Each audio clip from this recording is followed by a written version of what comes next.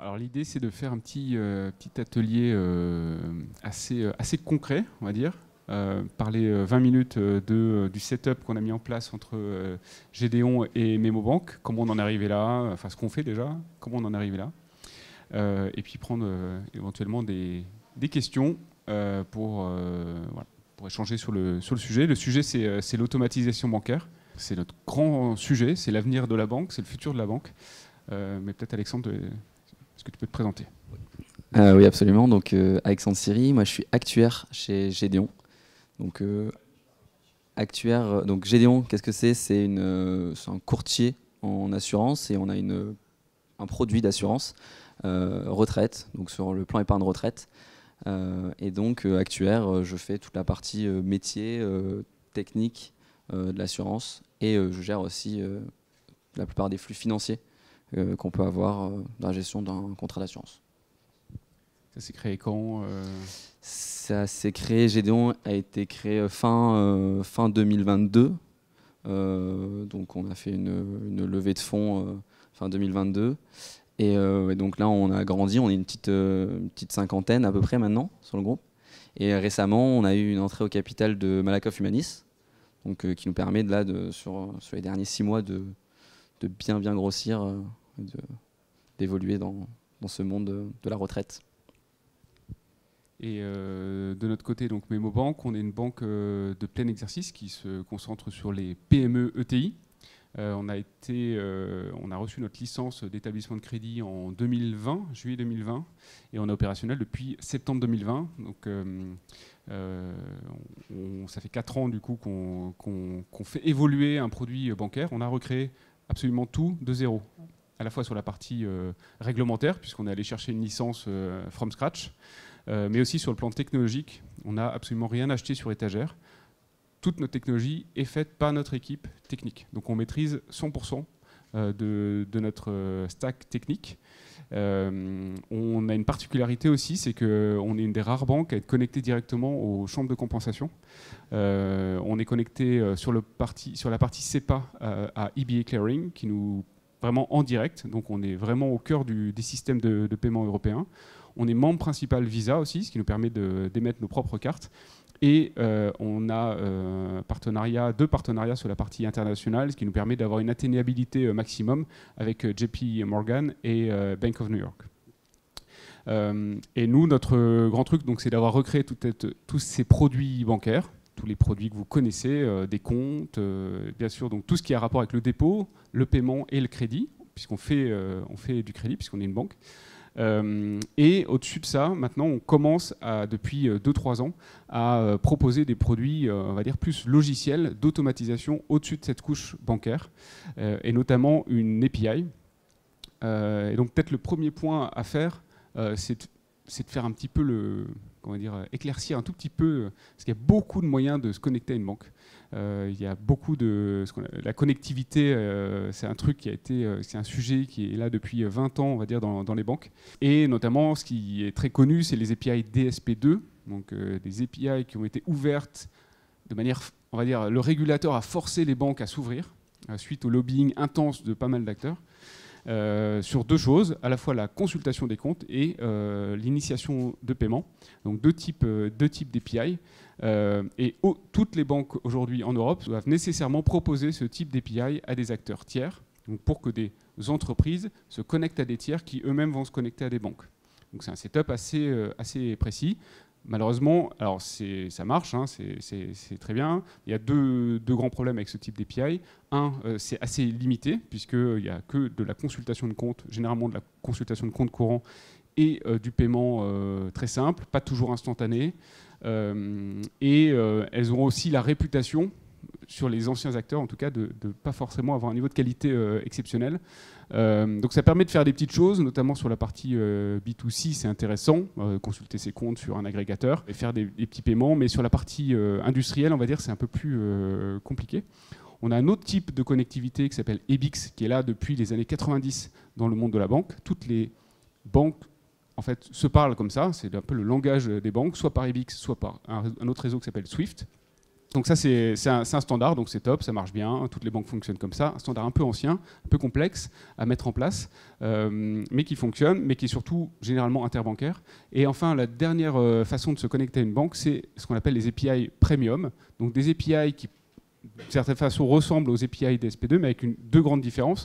D'une part, elles sont beaucoup plus riches, et d'autre part, elles permettent de se connecter en direct. Ce ne sont pas des API faits pour les tiers, ce sont des API faits pour que les clients utilisent leur compte et leur banque de manière programmatique en direct.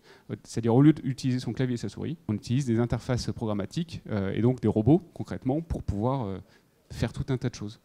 Gédéon avait ce problème. Et oui. Comment vous en êtes arrivé du coup à voilà. Tout à fait, nous. Vous vous servez d'API. Donc Gédéon, donc dans les flux qu'on peut avoir, nous on fait de l'encaissement par prélèvement. On fait beaucoup de virements, on gère pas mal de volume de virements. Et effectivement, on cherchait des acteurs bancaires qui allaient nous permettre de tout simplement pouvoir faire ça de manière intelligente. Nous, c'est pareil, chez Gédéon, on développe tout en interne, on est propriétaire de tous nos logiciels. Et donc, j'ai rencontré pas mal d'intermédiaires, justement, pour essayer de comprendre qu'est-ce que je pouvais faire, qu'est-ce que je pouvais automatiser, comment je pouvais gagner du temps. Et c'est avéré que j'ai discuté avec des personnes chez Memobank et je me suis rendu compte pourquoi passer par un intermédiaire quand on peut aller directement à la source et côté bancaire. Et donc c'est là qu'on est venu chez Memobank, on a découvert finalement une banque qui permet de faire toutes les choses les plus classiques dont on a besoin, mais d'une manière assez simple et forcément plus récente puisque la banque est plus récente. Et en plus d'avoir toute cette surcouche, de pouvoir brancher directement nos logiciels, directement sur la banque, et de pouvoir faire en fait, ce qu'on veut via toutes ces interfaces, et de ne pas avoir à aller forcément se connecter à la banque, souvent appeler des banquiers pour savoir s'ils peuvent nous débloquer ce virement-là, parce que des fois, c'est moyen humain, hein, souvent on a plein de petites briques connectées, il y a forcément une qui ne marche pas. Donc voilà, en passant chez Memobank, on a un peu découvert tout ça, et c'est ce qu'on fait, qu'on développe et qu'on est en train d'incorporer dans nos solutions. Et en plus, pour vous, avec vos sujets réglementaires en plus de ça, c'est-à-dire que vous ne pouvez pas faire n'importe quoi avec les fonds, il y a tout un ensemble de règles que vous devez respecter. Exactement, la particularité qu'on a, c'est que nous, on ne sommes pas assureurs. On travaille avec deux acteurs majeurs qui sont AXA et Malakoff Humanis. Et forcément, on n'a pas envie de mélanger l'argent de tout le monde avec celui de tout le monde. Donc on a des comptes dédiés pour chacune de nos délégations. On doit montrer patte blanche à tous ces assureurs qui nous confient des fonds et qui nous laissent faire transiter autant de flux financiers chez nous. Donc Memobank nous permet de faire tout ça assez simplement. Moi, en quelques clics, je peux ouvrir un compte dédié et justement gérer tout ça sans avoir à passer par plein d'intermédiaires, encore une fois, par un banquier quand c'est pas nécessaire finalement. Il y a plusieurs sujets. Il y a les sujets qui nous intéressent énormément, notamment on se bat beaucoup pour un sujet qui est vraiment au cœur de toutes les PME aujourd'hui, c'est la rapidité d'exécution.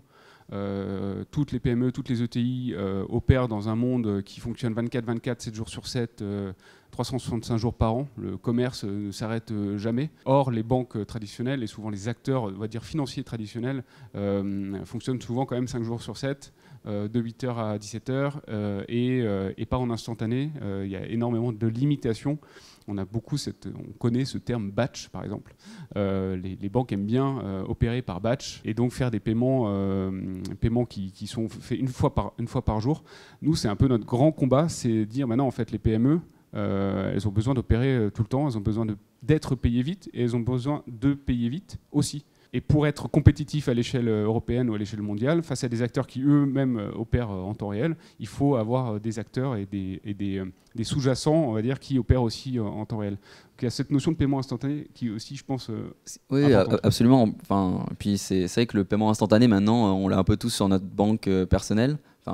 Paiement instantané, maintenant, on peut le faire à un ami assez facilement. C'est vrai que payer des rentes de retraite en paiement instantané, c'est quand même toujours un peu plus marrant. C'est vrai qu'on pourra remplir un dossier, si tout est bon, si tout se passe bien, on reçoit le virement. C'est assez surprenant parce que en fait, la retraite, forcément, c'est un peu lent. Il faut faire des dossiers, il faut avoir des réponses, il faut corriger toutes les erreurs généralement. Et c'est assez disruptif dans ce marché-là de pouvoir faire des choses comme ça, même vis-à-vis des assureurs, parce que donc nous, ce qui se passe, c'est que nos comptes, c'est des comptes des assureurs, finalement, on leur renvoie instantanément l'argent. Et je parlais encore avec des assureurs la semaine dernière. Ils me disaient ah mais du coup ça va mettre 3 jours à arriver chez nous, donc on va pas pouvoir le placer. Non non, c'est tout de suite. Au moins il n'y a pas de problème. Nous on n'a rien gardé. Vous pouvez le placer, vous pouvez faire tout ce que vous devez faire avec. Nous on le garde pas. C'est pas notre argent, c'est l'argent de nos bénéficiaires. Et c'est de l'argent assuré à l'assureur dans vos comptes. C'est vous qui gérez votre comptabilité, etc. Donc nous, en fait, on peut faire tout ça en instantané, rapidement. On a un suivi super détaillé. Enfin, c'est à la seconde près, on sait quand ça a été reçu. Donc moi, je peux montrer patte blanche et encore une fois et dire non, non, le virement est arrivé chez vous à telle heure. Donc tout est bon. Et c'est vrai que c'est assez... voilà, dans la retraite, ça n'existe pas, mais même dans les paiements, de manière générale, voilà, c'est super. Ouais, c'est typiquement le type de fonctionnalité où il y avait un intérêt à le faire, ce côté B2C, mais je ne sais pas pourquoi les banques traditionnelles n'ont jamais vu l'intérêt, ou en tout cas ils ont vu l'intérêt de le faire payer, mais pas l'intérêt de le proposer en tant que fonctionnalité vraiment utile pour les PME. On a pas mal essayé de changer ça. Pour vous donner une idée, chez nous, il y a un rapport de 1 à 10 entre ce qu'on reçoit et ce qu'on envoie en termes de paiement instantané. Ce qui veut dire que donc on envoie 10 fois plus, nos clients envoient 10 fois plus de paiements instantanés qu'ils n'en reçoivent. Ce qui signifie qu'en fait, on a vraiment, nous, débrayé le truc, à la fois en termes de montant et le fait qu'aussi on ne facture pas de surfacturation des paiements instantanés. Là, il va y avoir une obligation, d'ailleurs, je pense que vous le savez tous, l'année prochaine, pour toutes les banques, d'être au même niveau sur paiement classique et paiement instantané, même niveau de tarification. Nous, c'est le même niveau depuis toujours. Il n'y a d'ailleurs pas de commission de mouvement. Donc, on a débrayé tous les freins au paiement instantané, ce qui fait qu'on a 10 fois plus de virements. Donc, si les banques en face le faisaient aussi, on aurait un équivalent certainement et on ferait x10 quasiment en quelques mois sur les paiements instantanés. Donc c'est important. Et l'autre sujet aussi, pourquoi en fait aussi beaucoup d'entreprises se mettent à l'automatisation, c'est que quand on est une petite TPE et tout, qu'on gère 10 factures par mois, ça va, c'est facile, on gère, c'est pénible, mais on gère. Quand on commence à avoir énormément de flux à réconcilier, c'est un énorme problème pour tout le monde. Je pense qu'il y a des équipes de trésorerie entières qui peuvent en témoigner. Pourquoi j'ai reçu cet argent? À quoi correspond cet argent? Pourquoi on m'a payé cette somme-là alors que ça correspond à 2-3 factures? Enfin, la réconciliation, c'est un vrai enjeu. On essaie aussi de proposer des solutions là pour qu'il n'y ait plus de sujet de réconciliation, à la fois que ça soit fait déjà et que ça soit fait aussi de manière instantanée. Une des solutions, c'est notamment les IBAN virtuels. Peut-être que tu peux nous en dire un mot sur la façon dont vous les utilisez. Oui, absolument. En fait, dans la plupart des assurances, ils ont ce qu'on appelle les comptes d'attente. Ils ont un grand compte et puis il y a de l'argent qui arrive dessus. Ils ne savent pas trop de qui, ils ne savent pas trop pourquoi ni comment. L'argent arrive et après donc ils ont toute une armada de personnes qui va aller dépioter, savoir ok donc ça c'est tel contrat, il faut l'envoyer là, etc. Et en fait une des solutions donc, qui a été apportée par Memobank, c'est d'ouvrir des IBAN virtuels.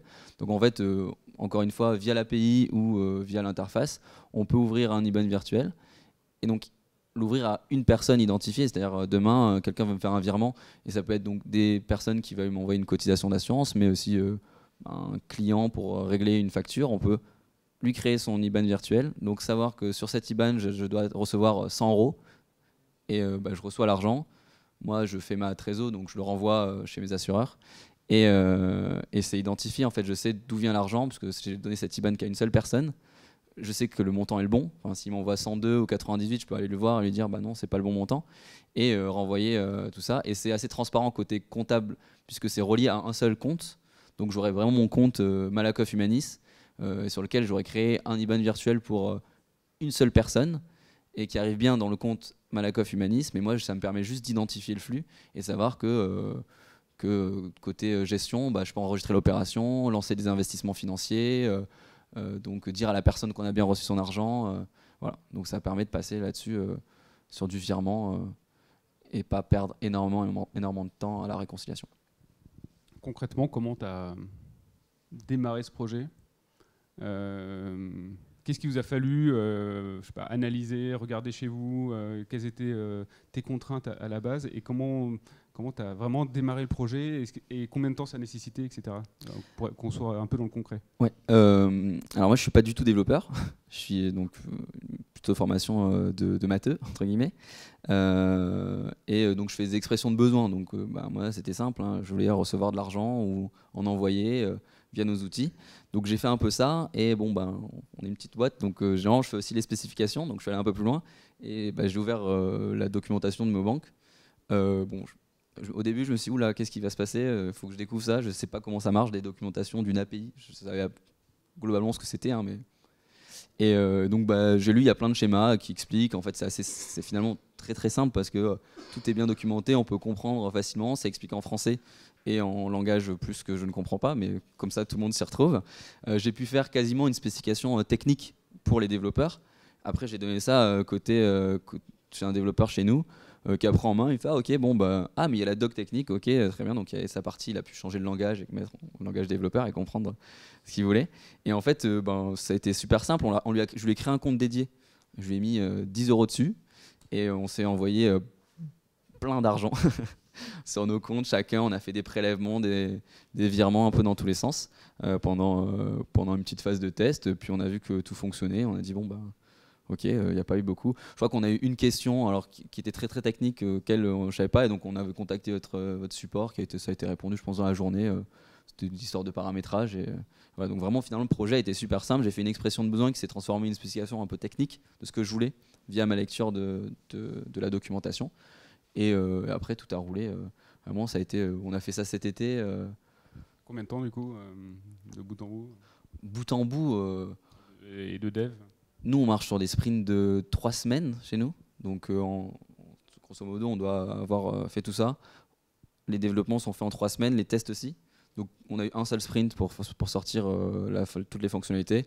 Et donc, bah, j'ai dû rajouter un petit peu, peut-être quelques jours en plus pour moi spécifier et comprendre. Mais en fait, c'était aussi que je devais identifier mon besoin exact. Puisque finalement, j'avais des armes que j'avais jamais eu avant. Donc, bon, il fallait que je comprenne qu'est-ce que vraiment je veux en faire. Donc, voilà. Le sprint de développement qui de toute façon on ne pouvait pas le réduire, qui était de 3 semaines avec les tests inclus, plus quelques jours avant, quoi. Donc finalement sur l'été on avait tout ce qu'on voulait. Donc, et aujourd'hui du coup c'est en prod? On n'a pas tout, enfin donc les IBAN virtuels qui est pas tout en prod, mais donc en fait c'est en fonction du besoin. Finalement on gère quand même pas mal de flux par mois. Et en fait il y a un certain nombre des volumes qu'on peut plus gérer d'une autre façon, parce que du coup, on le faisait avant via une banque traditionnelle où en fait on allait déposer des fichiers, on faisait des bandes de virements en XML, etc. Et donc en fait, on a fait coexister un peu les deux pendant un petit moment. Et là, au fur et à mesure, on est en train de tout éliminer pour pouvoir tout là. On a déjà vraiment toutes nos délégations sur MemoBank. Et donc déjà, on profite de l'interface et du côté de pouvoir mettre des règles de validation, des choses comme ça. Et petit à petit, enfin, on intègre l'API dans les différents modules dont on a besoin. Il y a le côté collaboratif aussi qui est important en termes de sécurité pour vous, de validation. Oui, c'est assez important pour nous parce que donc, ce qui se passe, c'est que nous, on paye des rentes, mais on paye aussi des capitaux. Donc, c'est-à-dire qu'on va payer des sortes d'assurance vie finalement. Donc, ça peut aller de 5 000 € à 300 000 €. Et historiquement, ce qu'on faisait, c'est que nos outils sortaient un espèce de fichier, un XML. Et moi ou quelqu'un d'habilité allait le déposer sur la banque, valider le paiement. En fait, c'est un fichier que moi, techniquement, je peux mettre mon RIB au milieu du fichier et puis encaisser l'argent. Hein. Et en fait, ce qui se passe, c'est que ce que vous nous permettez de faire, c'est que quelqu'un prépare le fichier, mais il a le droit de le déposer sur le site de la banque, mais il n'a pas le droit de l'envoyer en paiement. Donc moi, je reçois une notif, je l'ai fait ce matin. En attendant cette conférence, j'avais reçu des demandes. Quelqu'un de mon équipe avait calculé un capital à payer à un rentier. Donc ça m'a envoyé une notification, j'ai ouvert, donc il y avait un virement. Je suis allé vérifier un petit peu les calculs, un petit peu que tout allait bien, et puis le virement est parti, quoi. Donc voilà, c'est assez pas. On a vraiment un flux de bout en bout qui permet de vraiment tout contrôler. Et il n'y a plus ce petit moment où en fait il y a quelqu'un qui peut faire un peu ce qu'il veut et qui a le dernier mot finalement. Donc ça c'est, je pense, une utilisation qui n'est pas que en assurance et qui change quand même pas mal de choses. Ça rassure un peu nos acteurs assurantiels surtout. Ils disaient en fait là si Alexandre il met son RIB partout, il part avec beaucoup d'argent. Oui, ouais, c'était le cas. Oui, il y a un gros sujet, c'est vrai qu'on a pas mal aussi nous, de clients qui utilisent l'API pour réconcilier, aller plus vite, etc. Mais aussi effectivement ce gros sujet de la fraude ou de l'erreur humaine qui arrive au plein milieu. Et ça permet de régler pas mal de choses là-dessus, d'être beaucoup plus serein, notamment quand les paiements partent en temps réel, quoi, parce que si ça part la nuit, si ça part n'importe quand, le week-end, le temps, il peut y avoir 2 jours entre le moment où ça part et où on vérifie. Le fait d'avoir moins d'humains dans la boucle ou 0 humain, ça permet de résoudre tout ça, quoi. Oui, et puis surtout que finalement il y a de la gestion qui va être faite. En fait, on répartit un petit peu la charge de travail. Enfin, finalement, c'était toujours les mêmes personnes qui étaient habilitées à pouvoir aller déposer des bandes de virements tout côté bancaire, qui finalement devaient faire tout le travail avant parce qu'il fallait éviter qu'il y ait des risques de fraude ou qu'il y ait des risques dans le process avant. Donc moi, c'était des journées entières de travail fin de mois pour faire tous les paiements de rente, où il n'y avait que moi qui pouvais le faire, parce que j'étais le seul habilité, le seul à avoir la confiance, entre guillemets, d'avoir les accès bancaires. Là, maintenant, en fait, je fais pas plus rien, mais je fais d'autres choses, quoi. Je laisse d'autres gens un peu travailler. Je fais la finalisation, je vais aller contrôler tout ça, je vais vérifier que tout est en ordre. Généralement, c'est des outils qui le font en plus. Donc finalement, on sort des extracts de nos outils et puis on va vérifier en masse que tout se passe bien, qu'on n'a pas des nouveaux RIB étranges, que voilà, on fait des contrôles de lutte contre le blanchiment d'argent, financement du terrorisme, des choses comme ça. Et en fait, on a juste à contrôler. Là où avant, on devait tout faire, tout créer. Et vraiment, moi, j'ai gagné un peu de temps, quoi. Ma question, c'était comment est-ce que MemoBank se positionne par rapport à, par exemple, un Banking Circle qui, sauf erreur, propose aussi des connexions par API et également des IBAN virtuels. Quelle est votre différence du coup avec Banking Circle? Comment vous vous positionnez? Pour être franc, c'est pas un acteur que je connais très bien, même si je le vois passer de temps en temps. On est plusieurs sur le marché, on va dire européen, à proposer ce genre de solutions. Ça se met en place, c'est clairement le futur. Donc c'est normal qu'il y ait plusieurs acteurs. De mémoire, eux, ils sont plus banking as a service, mais je peux me tromper. Nous, on n'a pas cet ADN. Notre ADN, c'est vraiment le service aux PME, aux ETI, avant tout. Et on va les aider dans leur évolution technologique, dans leur migration vers des solutions beaucoup plus automatisées. Il se trouve que dans nos clients, on a aussi des entreprises régulées, comme des établissements de paiement, monnaie électronique, des assureurs ou autres. Mais c'est une partie de nos clients. Ce qu'on va apporter à ces clients-là en plus, ça va être toute la partie conformité de la banque, qu'on fait évidemment, en plus d'eux, puisque aussi ils ont des missions là-dessus. Et toute la partie fiabilité et aussi comptes spéciaux, parce que c'est des clients qui ont aussi besoin de comptes spéciaux. Mais sinon, outre ça, pas vraiment de différence. On a des clients qui, par exemple, je pense à un client qui est public, qui s'appelle WeWard, par exemple. C'est la même chose. Ils vont faire énormément de petits paiements tous les jours. Il faut que tout soit automatisé, tout réconcilié, etc., etc. Donc ils ne sont pas régulés, mais c'est la même chose. Donc nous, on n'est pas dans le mode banking as a service, on va dire.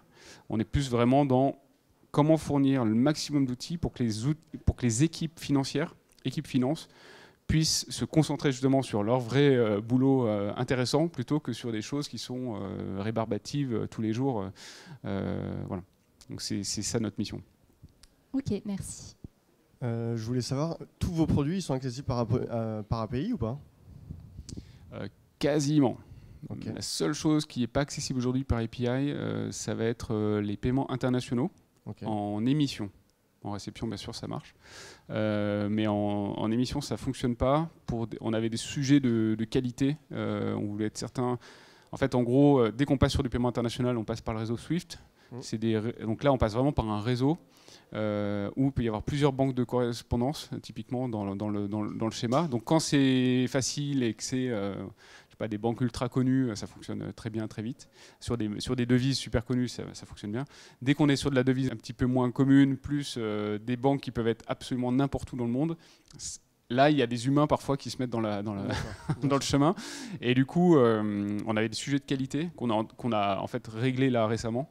On voulait être sûr que si on propose quelque chose par API, on ne peut pas se permettre qu'il y ait même quelques pourcents de virements qui n'arrivent pas au bout de manière complètement automatique. Ça, c'est résolu, on va dire, côté interface. Et là, on va le mettre dans l'API dans très peu de temps.